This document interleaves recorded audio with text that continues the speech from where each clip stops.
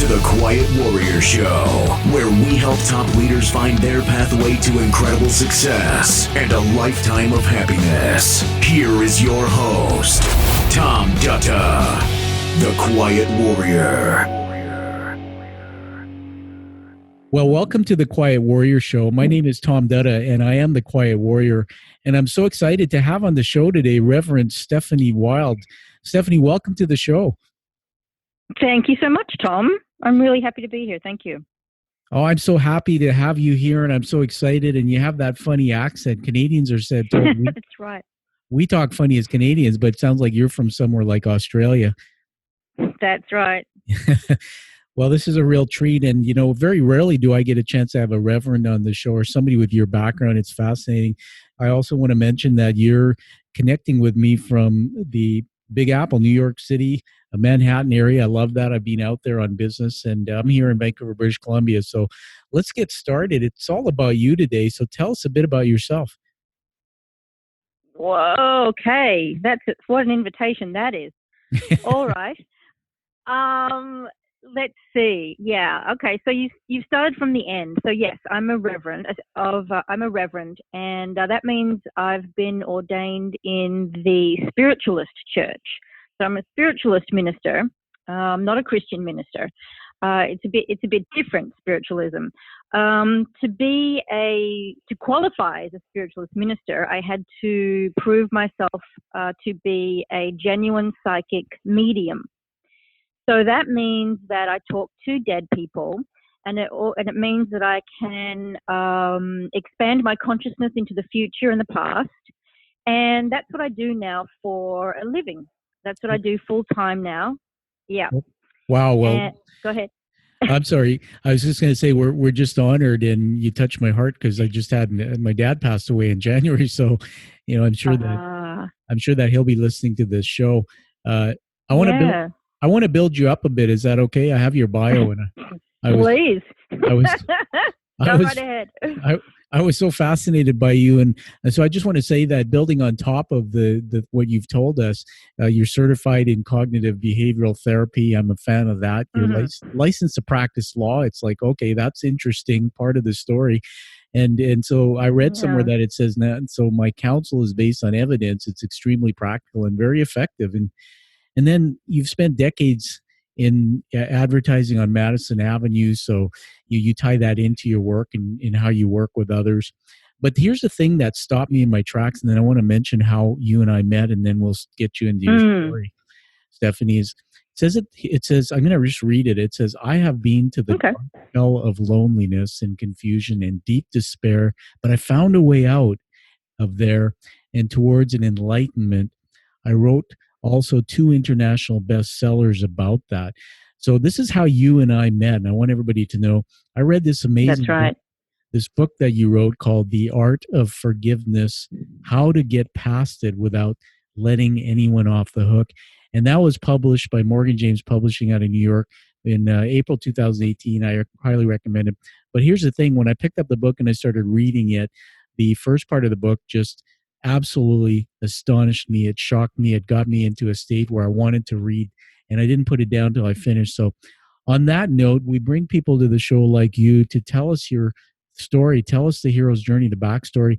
We learn from that. We learn about your greatness, what you're doing with all that.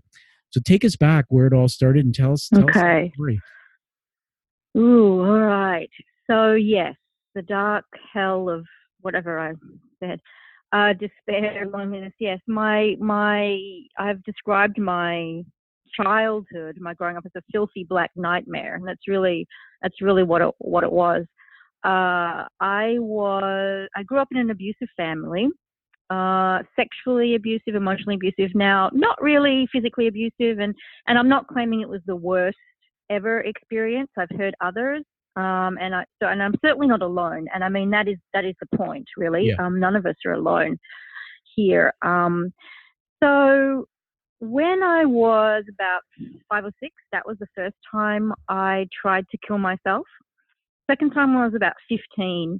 So between, about 5 and 15, I was going through all of that abuse. And in order to make sense of it, I came to the conclusion that I was from fairyland and that I was being tested, so that if I could survive and if I could remain good as opposed to evil, then I would be rewarded and I would, be given my kingdom back. This is what my kid's mind did. But to tell you the truth, it's not really that far from the truth. It's not really that far from reality. Yeah.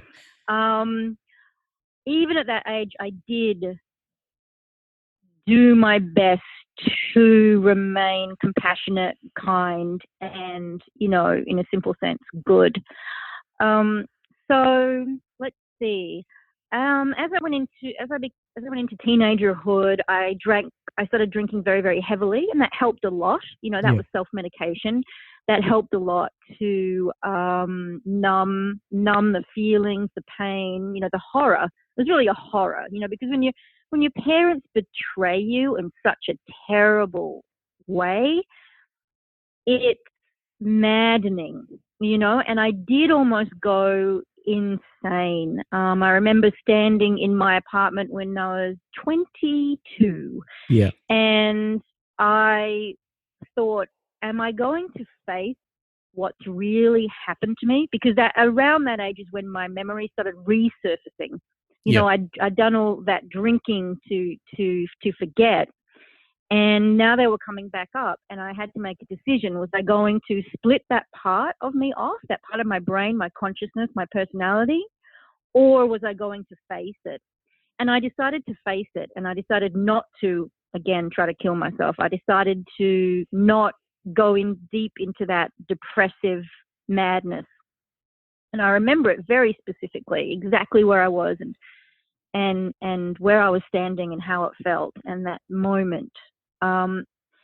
And so that was really the turning point. And from that point on, so for the next 25 years was really my recovery from this hell of despair. And I started therapy, cognitive behavioral therapy. Yeah. I ran away from home. I had to get out of town. I couldn't be around all of those people in that family system and all those triggers. It's a small city. It's a very, very, very large mining town where I come from, Perth, Australia. Sure. But it feels like a very small town. So I ran away to New York City. And, I went backpacking through Central America on the way and I ran away from home, Yeah. And when I got here to New York City, I discovered that drinking so heavily wasn't as easy as it was in Australia, because people don't really like you staying on their couches for a long time. You have to kind of pay your way here. Yeah. So, this sort of hastened my the end of my drinking, and a couple of years living here and trying to make ends meet. I was on the verge of homelessness. So, that was it really. And I fell on my face. I was changing my shoes to get on the subway to go home. I was working in theater. I was acting. I was meeting famous people. I was living the dream. But I was in despair, as I keep saying. It's really the best word to describe it. And I was hosting the world premiere of a Noel Coward play. I was the general manager of the theatre company. Yeah. And we had this old Noel Coward play that hadn't been produced before, ever. And I was hosting the party, and I was changing my shoes, and I fell on my face and broke my nose. Oh my. And yeah, and that was it. So I was like, this is out of control. Got to stop. I've got to, I told myself, in back a couple of years before that I was going to face everything. And, this was the next sign, I suppose you could say, Yeah. So Let me jump in there and let you catch your yeah. let me catch your breath, because that's a great segue. Oh my gosh! I mean, I'll say that my heart's growing here.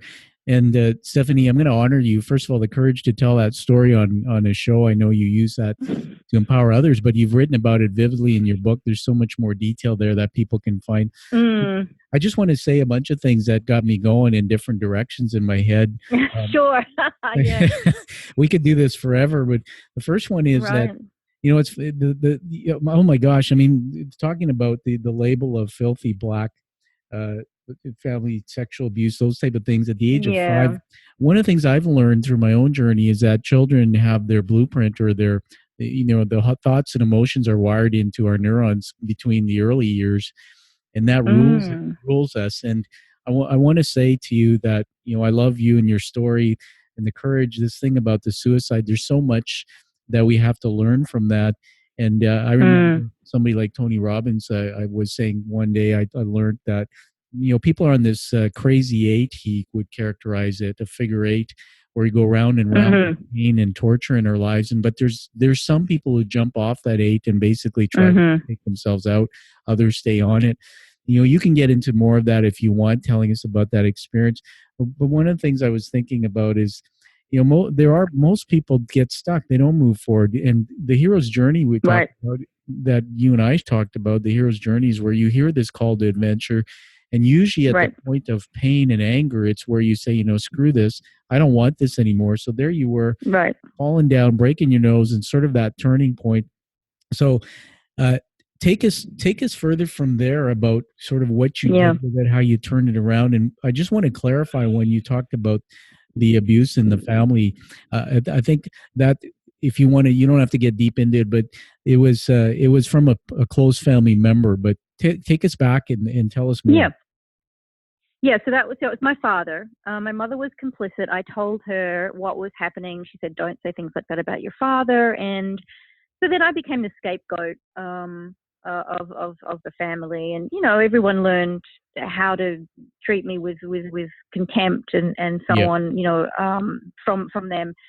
Um, so that was, you know, the nitty gritty of it. But yeah, so getting back to New York City and literally falling down.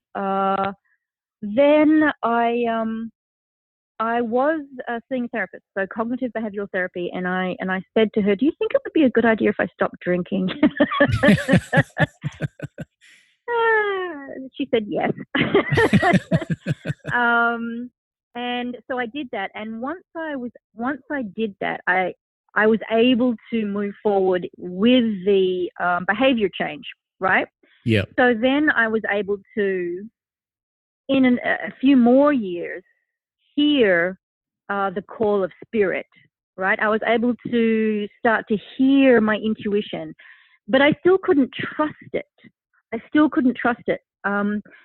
And I didn't know why. You know, I was still having bad relationships. I still wasn't having really good, healthy friendships. I wasn't having really good, healthy, romantic, sexual relationships. I did get married twice and divorced. I was making progress, but there was something missing. And that final piece was my relationship with spirit, or if you want to call it God, or if you want to call it quantum field. Yeah. I call it infinite intelligence. That sums it up for me. It's infinite intelligence. You know, it knows everything, but it's not a person. you know, it's a quantum field. So I went to a class to enhance my intuition, because I thought, you know, I now have a successful career. I've immigrated here. I have my green card. I have my law degree. I was managing to get some work doing law, but I was also doing theater stuff. I was doing the New York hustle, and I was doing it really well. And I wanted kids, so I went and I got a job in advertising on Madison Avenue, just from the New York Times. I answered an ad. You know, I was kicking ass. I was taking names, but I was not doing well in relationships, and so that didn't make sense. Yeah. So I went to a class And one thing led to another, and I just didn't stop. And I was able to continue to unfold my psychic abilities and then my ability to talk to individual spirits on the other side. And I've been doing that now. I've been dedicated to that study for, I don't know, 10 years, 6, 7, 8, 10, I don't know, a bunch of years. Yeah. And that is what was the final piece in achieving happiness, achieving freedom from the anger and resentment and confusion that had begun with the abuse way back when. Yeah, that's just awesome. And I was going to ask you that, with that, especially, I have a very, very big place in my heart for spiritual work. And I might have mentioned to you, Stephanie, before I met you, I mean, I've been seeing a spiritual advisor, I guess, right? Somebody who channels for me once a year. And I was very skeptical of it. But oh my gosh, the last time I did channeling, she foresaw my father passing away. And then 3 months later, he did. And then when I recently talked to her, she was able to channel my dad's energy to me, and he was telling me, that's great. Yeah, I almost cried. She said, "Your dad's proud of you," and she picked up some things that were going on in our family as the estate was being settled with my brothers, and I was blown away. So I really believe in that side of things. I know presidents, people who are professionals like me, they have data points and people who speak into their lives. And so for those listening to us, I want to recommend that try it once to talk to somebody like a Stephanie. As we move towards wrapping up in a little bit, I wanted to just ask you now, if I met you on the street and I said to you, once I knew you a little bit, what's your purpose on the planet? What's the work you're put here to do? Basically, your purpose. Now that you have all this, what are you doing with it to help other people, I guess? Yeah. I want to connect people. I want to connect people's human self to their spiritual self. So their skin to their spirit and their spirit to their skin. And I think the fastest way we learn is through relationships, not just romantic relationships, but those are the quickest to learn from because they're the most painful. So that's what I want to help people with. That's what I'm here to teach people: empathy and forgiveness for one another from moment to moment to moment, so that we can evolve spiritually and find happiness and peace here on earth. That's what we're all here on earth to do. I figured it out. Like, it took me 40 years, and everyone else can do it quicker, and I can help. Well, you don't have to go through all that pain. Yeah. Well, I wish I'd known you about 30 years ago, but my gosh, what a gift that is to other people. And this might sound like an odd question. It's more my ignorance about the work you do in that area of spiritual channeling, psychic medium, you call it. But do you just find that out that you have that ability, or is there a calling, or if you can tell me in a minute or less, just how does someone know that they maybe have that ability? Oh, they just know. You just know things, or you see spirits, or spirits talk to you. Okay. Everyone is intuitive. I mean, we're spiritual beings in physical bodies. And the way I describe it is it's like dancing. Everyone can dance, but some of us are Ginger Rogers, and some of us are the drunk Uncle Frank at the wedding. So there you go. Okay, good. That's awesome. So I'm going to read at the top of your bio. I wrote some down here. It says, "I'm your prophet and mentor for sex, love, and dating." I just love it. That's off your website. And just quickly tell us, there was a title that I mentioned, your first book. The other book. Tell us the name of that one. Yes. So my second book is The Art of Romance: Sex, Love, and Dating on Your Terms. And as I said, we learn the most quickly through relationships, especially romantic sexual relationships. So, once you've worked through your stuff and learned how to forgive and to do it every day, all day, then you're free and clear to have to create the romantic life of your dreams. That may be with one person, that may be with several, that may be with no one in particular. But it's about making a loving adventure of your life, which is what we want to do. We want to have fun. One of my favorite teachers of mine says we're all here on earth for sex and cheesecake, you know? So we want to be able to enjoy it. Yeah. You know? And I love it. Yeah. So that's what it's all about. That's just beautiful. You got me visually thinking now. So I want to just. Yeah, right. I want to move to, as we wrapping up here, I want to honor you with a few words. I do this, Stephanie. It's not scripted. I write them down as I hear you speak and tell your story. And these are leadership or words that I want to honor you with. So the first one is, well, this comes from what you said, infinite. You are infinite intelligence. That's amazing. Number 2 is your courage.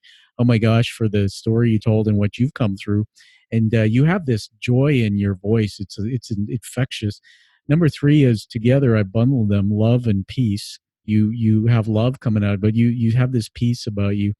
And number 4 is transformation. And when I think about how you're helping other people and what you've done for yourself, that's just an amazing skill to have. So why don't we let you have the last word? I know you got a big body of work, or maybe a website. Tell us how people can connect with you directly to access you and your work. Oh, sure. Yeah, I think the headquarters is my website, which is reverendwild.com. That's the easiest. Everything is there. I mean, I'm everywhere on social media and all of that good stuff. But if you go straight to the website, you can find what you would like to talk to me about, you know. And very shortly, actually, I'm launching a podcast which is going to take seekers through A Course in Miracles, because I found that very useful for people. And a lot of people want to do it and they just don't. It seems very dense. So that's my next project if people want to jump on board. But just go to my website, reverendwild.com, and you'll find me there. Well, that's awesome. And I want to give you a plug again. I want to just say to everybody who listens is that the reason why I picked up your book, and by the way, you don't have to have had a traumatic childhood or any kind of major issue in your life. What I learned from your book was about the value of spirituality, the value of having the strength to understand how to be happy, how to turn obstacles into opportunities. And really, I've met so many people in the work I do in business. These are very successful people who sometimes get stuck, and it happens along the way. And there's so many great gifts within that book. I encourage everybody to read the book. And the second book, I'm going to pick up and grab that very soon. So everybody, live with that true passion that you have, like you hear Stephanie talk, and find that real purpose. Live the life that you deserve and that you desire. And find this show on iTunes. Give it a rating so we can honor Stephanie's work. Thank you. Thank you for listening to The Quiet Warrior Show. Create is a motive-based leadership development firm. www.kreat.ca